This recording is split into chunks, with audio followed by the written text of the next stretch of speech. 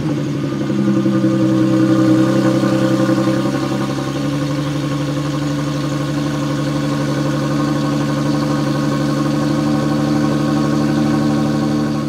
everyone, how's it going?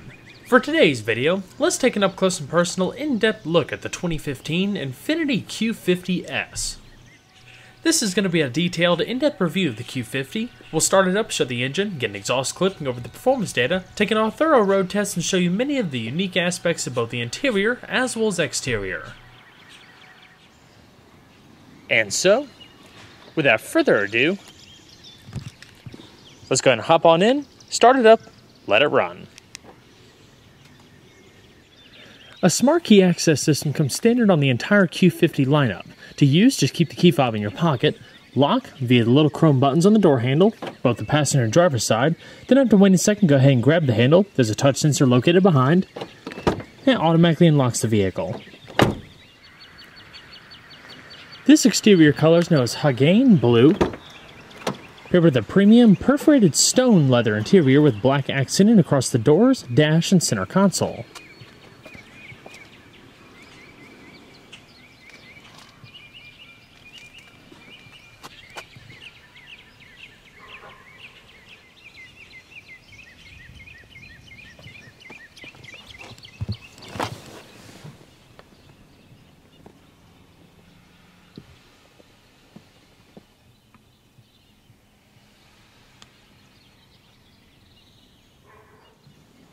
In order to start, just make sure you have the key fob within the interior, put your foot on the brake, hit the dash mounted button to start.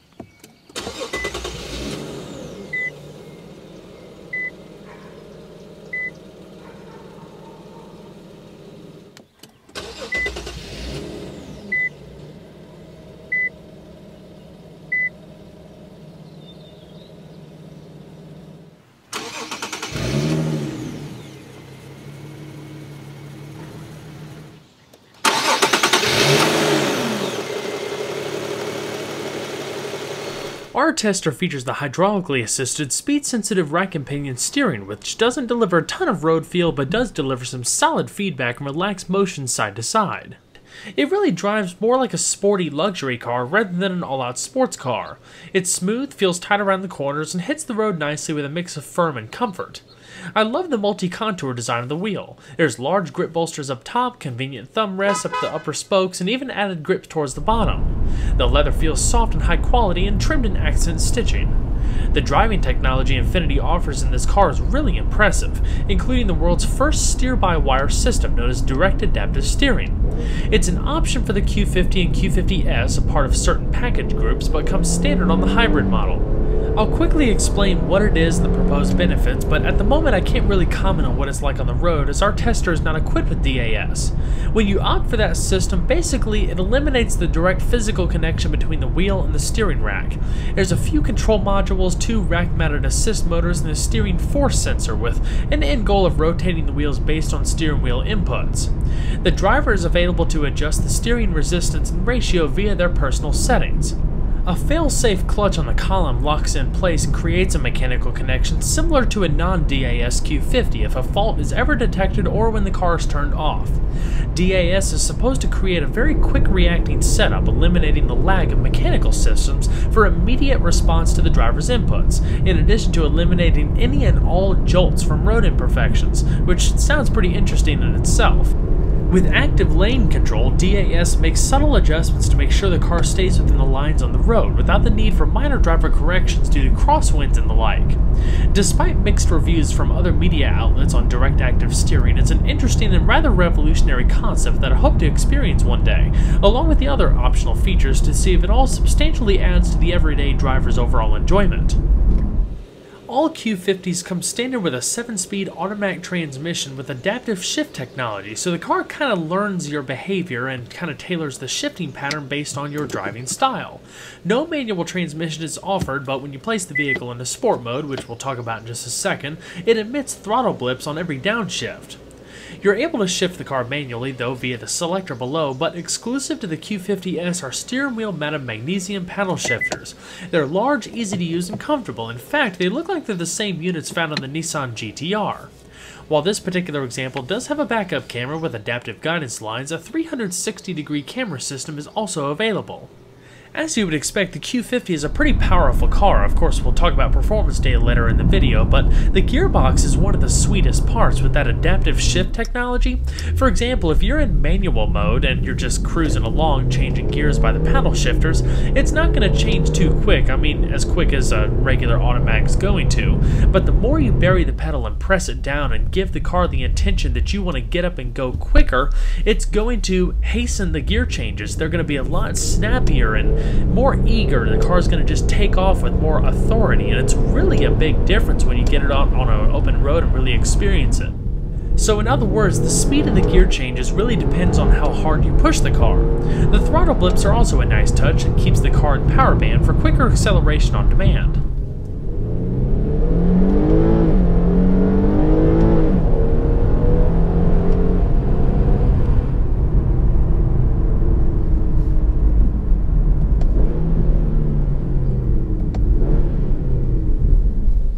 In the center console right behind the gear selector, the Q50 has a drive mode select switch which allows the driver to tailor the vehicle's behavior based on 5 different preset parameters. You have snow for obviously starting out in low grip snowy weather, I believe starting the car in second gear. Eco attempts to maximize fuel economy by deadening throttle response and causing the transmission to shift sooner in the RPM band. Standard is the car's default, while Sport raises the shift points, activates the throttle blips, and increases throttle response. Personal is where you can custom tailor it a little bit more in-depth to suit your, well, personal driving style. You customize Personal through the InTouch system, and without direct adaptive steering, you're basically limited to 2 things, the engine transmission like I just talked about, as well as active trace control. Active trace control works through the stability control system, so basically, if you begin on an intended path in a curve at a set steering angle, the car will utilize the brakes, subtly braking here and there to make sure the car stays within that intended path and doesn't diverge to the outside of the curve. With direct adaptive steering, you also get adjustable steering modes for both the feedback and the ratio for a whole nother dimension of customizability. And so, we're going to flip on the automatic LED headlamps, LED fog lamps, and the hazards. All 4 windows are fully automatic. Now let's go ahead and check out the exterior. Upon closing the door, the vehicle will also chime a few times to let you know it's lost detection of the proximity key fob. The Q50 is an all-new model for Infiniti that was introduced for the 2014 model year, designed to serve as the replacement for the G37. For those who aren't aware, the G37 is actually still in production, continuing for 2015 alongside the Q50. With Infiniti's recent name changes, as quirky as they may seem, the G37 is now known as the Q40 and starts at $33,950, which is not only a significant price cut over the G37, but comes in at $3,200 less than a base Q50, so at least for this moment the Q40 is serving as Infiniti's entry model. The newest offering is available in 3 main trim levels: the standard Q50, the sporty Q50S like we have here, and the Q50 Hybrid. Rear-wheel drive is standard, with all-wheel drive being an option for all models. While some of its underpinnings are carried over from its predecessors, such as the powertrain and general unibody, which now incorporates a greater percentage of lightweight, high-strength steel, the Q50 is best thought of as the separate entity it's branded as, not only in terms of price point, but the groundbreaking technology it offers and substantial improvements in overall quality and comfort. If I had to pick a favorite element, it would be the new fluidic styling, making the Q50 quite a striking car in terms of design, especially with the Sport, which features a little touch of aggression thanks to a bolder front fascia with lower splitter and reshaped gloss black fog lamp surrounds. The double arched grille is another key focal point, combining a woven mesh look and curvy chrome surround versus the previous curved horizontal bars. 2 prominent styling lines extend back from the grille's upper edges across the aluminum hood. All in all, the freshly sculpted silhouette is far more curvaceous and dynamic than its predecessor. No surface was left untouched. Lines blend and emerge all over, a real visual treat when you take the time to examine all of the fine details. It still carries some familiar elements here and there, such as an arched roof line, crescent-cut C-pillars, and waveform hood that rises up at the fenders. Infiniti claims the Q50 benefits from zero front and rear lift, not to mention a slippery drag coefficient of 0.26 or 0.27 for the Sport for lower wind resistance and turbulence, leading to a pretty quiet interior. Redesigned structures for the A and B pillars is said to allow for greater interior ingress and egress while making the cabin feel more open. At the rear, a double-arched deck lid complements the front with a molded lip spoiler and tasteful chrome highlights, the upper of which ties in the LED tail lamps and spells out Infiniti. It's all finished off with twin polished exhaust tips. The Q50 competes in the compact luxury sedan class alongside models such as the Audi A4, BMW 3 Series, Mercedes C-Class, and Cadillac ATS, despite its relatively larger dimensions. While it's definitely not the sportiest option available, the Q50 is a stellar luxury car that's fun to drive, downright comfortable, and offers a very relaxing and upscale environment with plenty of style. Our Q50S tester features the optional Performance Wheel Package, an $1,800 option that combines unique 19x9-inch raised forged aluminum alloy wheels with grippy Dunlop summer tires, two 45/40s in front and wider 265/35s in the rear. Nissan fans will likely notice that these are the same wheels available on certain trim levels of the 370Z. They look fantastic and sport a unique metallic blue finish on the Infiniti, while delivering more grip for improved handling and acceleration. Compared to the standard wheel package found in the Sport, which allows upwards of 0.88 G of lateral acceleration, the raised are half an inch wider, have the same diameter, and increase the limit to around 0.95 G. The entry Q50 comes standard with 17 by 7.5 inch wheels and all-season tires. The Sport further sets itself apart dynamically by including larger 14-inch front and 13.8-inch rear disc brakes, up from the Q50's 12.6-inch and 12.1-inch discs respectively. They're internally ventilated, with the Sport gaining 4-piston front and 2-piston rear calipers. This setup allows the Q50S to stop from 60 miles an hour in about 110 feet. While rear-wheel drive is standard, all-wheel drive is available for each model. The Q50S also receives a fully independent Sport-tuned suspension with double wishbones that are largely unchanged in the G37 aside from increased front-end stiffness, and a revised multi-link rear design that brings increased camber stiffness and improved ride comfort. The Sport tuning comes from coil-over double-piston shock absorbers at each corner versus the standard dual-flow path units. I don't know what the technical differences are between them, but the double-piston design is said to provide high damping force at low-frequency vibrations and low damping force at high-frequency vibrations. All you really need to know is that it's firm, likely a good bit firmer than the regular Q50, but it's still quite comfortable. It's just enough to evoke a bit of road feel without being too rough. In addition to front and rear stabilizer bars, the suspension setups are said to implement a significant amount of aluminum components. Unless you spring for the hybrid, the Q50 is powered by an all-aluminum 3.7-liter V6 with double overhead cams, 4 valves per cylinder, and Infiniti's continuously variable valve event and lift control system. Compression ratio is rated at 11:1 with a 7,500 RPM redline. It develops 328 horsepower at 7,000 RPM and 269 pound-feet of torque at 5,200 RPM, capable of accelerating to 60 miles an hour in about 5.3 seconds, all the way to a top speed of 145 miles an hour. The car accelerates strong and emits a muscular growl from its twin exhaust. A new enticing option, though, is an Infiniti Sport muffler kit, which deepens the growl quite a bit for an aggressive touch, available as an added accessory. So what about overall fuel economy? The Q50 carries a 20-gallon tank and, of course, requires premium gas.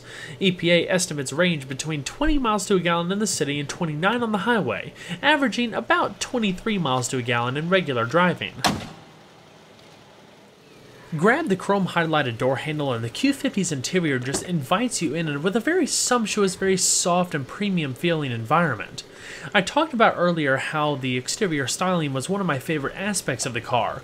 Well, the interior is right up there with that, especially compared to its predecessor. It feels much more modern, luxurious, and just stylish. Especially across the door panels, you'll be hard-pressed to find a surface that isn't wrapped in the highest quality of soft-touch material. You have color accent stitching thrown in there, some ribbed portions across the middle for a cool sporty accent, and across the doors and center console you'll find curved, genuine aluminum trim in multiple different types of patterns. The seats are also pretty cool. They're unique to the Q50S, so you have additional side bolstering up top and down below for greater lateral support. Even the upper backrest is flared out a little bit for some added shoulder support. There's some additional thigh support in the lower cushion for longer-legged individuals, with full power adjustment including lumbar and adjustments for your lateral side bolsters to grip your torso in a little bit more. The headrest and seatbelts are fully adjustable. All in all, the seats are very comfortable. They're also supportive. They have good padding in all of the right places, and the leather feels high quality. You have aluminum sport pedals in the Q50S, as well as a manually adjusting steering wheel standard. A part of some additional luxury package, you can get a full power tilting telescoping unit. The dash is entirely wrapped in a soft touch material, sculpted and curved as it flows into the door panels, asymmetric center console, and everything's finished off with a nice sunroof. So let's go ahead and see how she sounds.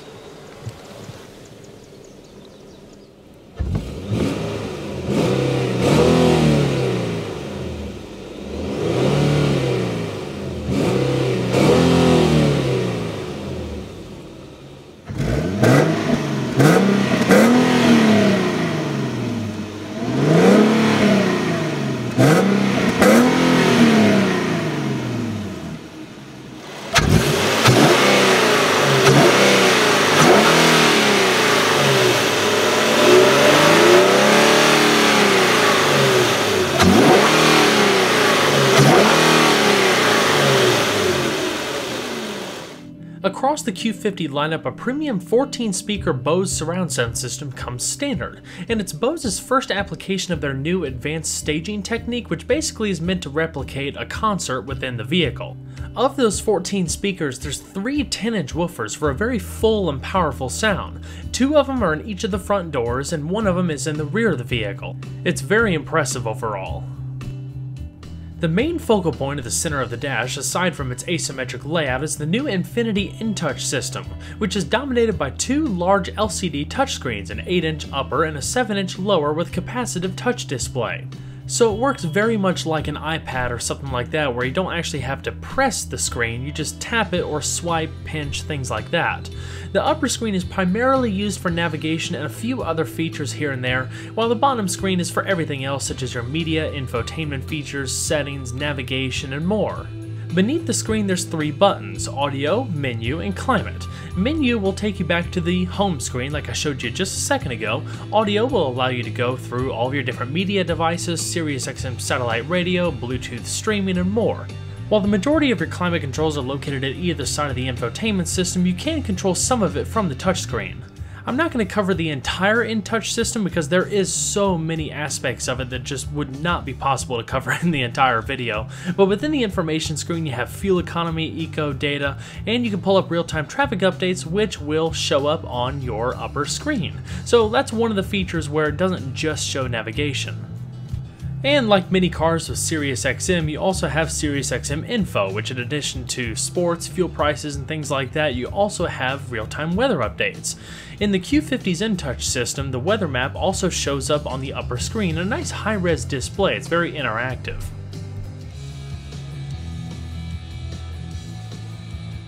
If you're at the main menu and swipe all the way to the right, you can bring up a driving performance app, which has some extra auxiliary gauges such as a lateral G-force, fuel flow, fuel consumption, fuel economy, and other pretty neat things. Now, I know a lot of people are probably watching this and they're like, oh wow, that's a lot of technology, and I will admit I was definitely one of those people. It took me a little while to get used to the InTouch system, but there's a lot of software built in, including these little infographics that really help you a lot in learning how to use the different features, from pairing Bluetooth phones and just getting a general overview of the system, so it's very nice.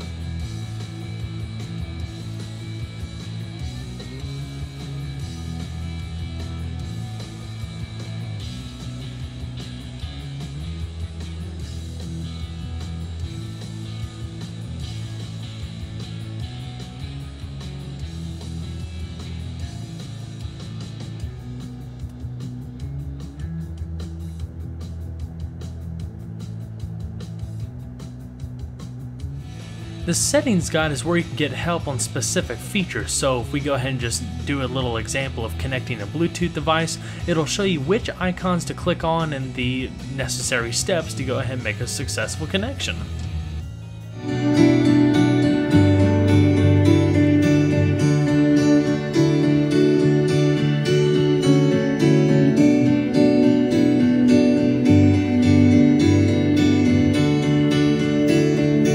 Padded 8 builders with side curtain airbags, grid panels up top and padded visors with illuminated vanity mirrors. You have an auto-dimming rearview mirror as standard with 3-position garage home link. And in the top stack, you have your hands-free Bluetooth microphones, controls for your interior illumination, all LED including LED reading lamps, and a sunglass container.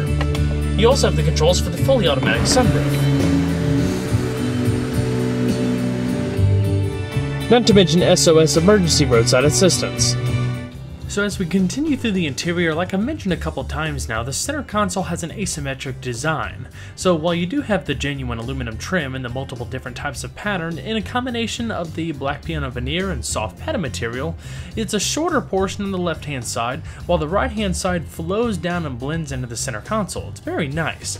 I also like how the capacitive touchscreen, the 7-inch display, is a high gloss sheen just like everything else.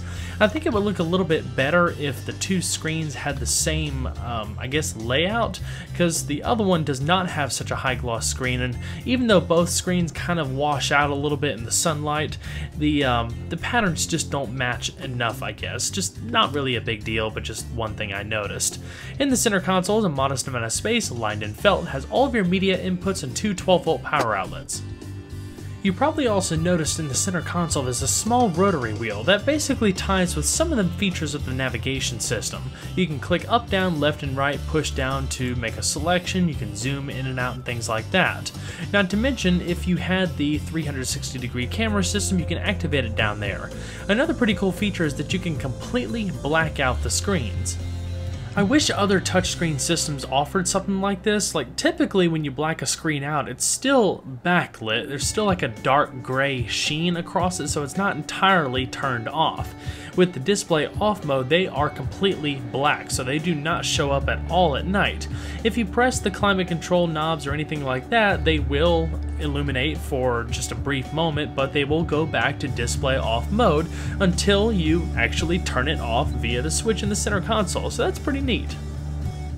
As far as the steering wheel, on the left hand side you have your radio controls as well as your hands-free telephone voice commands. On the right hand side you have your cruise control as well as controls for the digital driver information system that sits in the middle of the instrument cluster. Alrighty. So let's go ahead and shut her down. And we'll check out the back seat.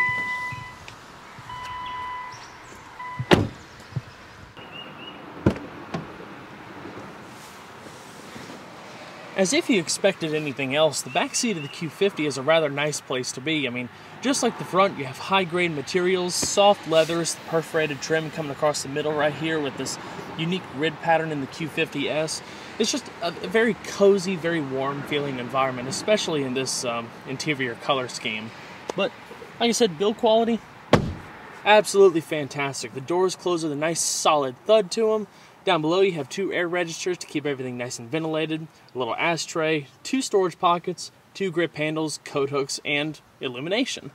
As far as interior space, with a comfortable seating position for myself up front, I have about 3.5 inches of leg space, and probably about an inch and a half of head space depending on where I place my head. You can sit 3 people back here, but the third person is going to be kind of a pinch. There's not a whole lot of leg room right here, especially with this really tall drivetrain humps. You'll have to straddle that. A child or somebody smaller would probably fit there no problem, but I wouldn't put 3 full-size adults back here. In the middle, full padded armrest, has some good squish to it. 2 cup holders, you have a lockable trunk pass-through right here. While this particular car does not have it, you can opt for a 60-40 split rear seat. And I would suggest going for that just because it allows a lot more practicality and utilization of your trunk space. And if you fold it down, you can stow items all the way up to here if you want. 3 adjustable headrests. The third headrest in the middle right here is actually pretty good size. not too far different from the other ones, so you can still get some good head protection and comfort if you are sitting in the middle right here. Of course, side curtain airbags all the way around, and overall comfort is pretty good as well. I mean, there's not a tremendous amount of lateral support. There's a good bolster across your right-hand side here, but there's excellent padding. I mean, it's very soft. I like the texture of the leather, and it just looks really cool. I mean, like we talked about in the front, it's a very unique pattern, and I've never seen anything like this before. Just kind of adds to the overall dynamic and sporty flavor of what the Q50 is supposed to emit. So let's go and check out the rest of the vehicle.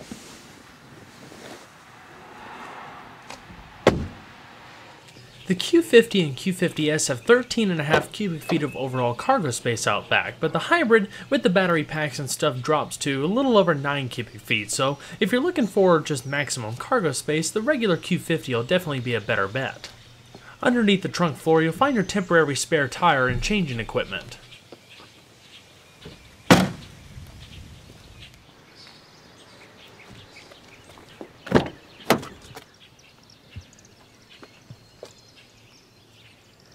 The passenger seat is fully powered as well, but it doesn't have the adjustable side bolsters or the extra additional lumbar like you find on the driver's seat.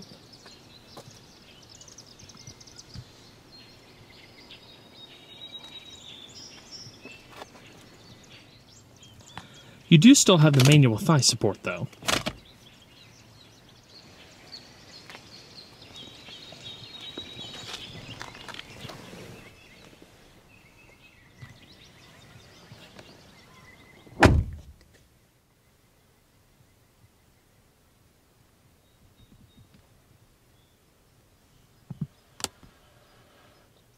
Down below you have a lockable glove box. It's all lined in felt with a modest amount of space.